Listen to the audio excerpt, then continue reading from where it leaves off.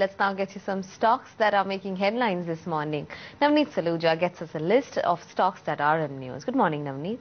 Morning, Kamya. Well, there'll be a lot of mid-cap and small-cap stocks which will be in focus when the market opens today. Well, starting off with the OFS candidate, which is Kenna Metal. Well, the OFS will take place today on Bombay Stock Exchange. The stock is only listed on BSE. Well, company yesterday post-market has declared the floor price for the OFS, which was at a steep discount of 18% compared to yesterday's closing. So the floor price has come in at about 435 rupees per share, which is 18% discount. And well, if you look at the OFS, promoters are looking to offload about 13% stake in order to comply with the SEBI shareholding norms. Currently, promoters hold about 88% stake in the company. If you look at the stock performance on a one-year basis, the stock is down by about 49%.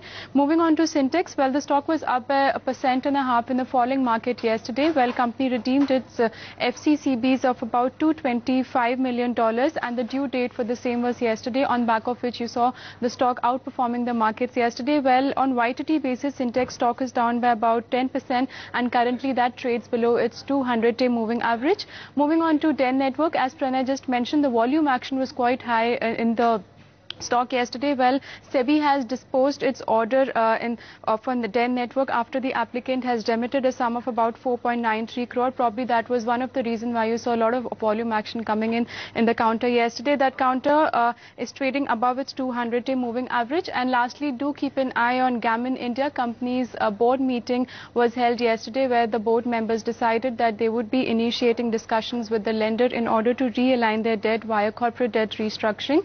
Therefore, keep an eye on that counter. You might see an uptick reaction to that news. On YTD basis, the stock of Gammon India is down by about 30%.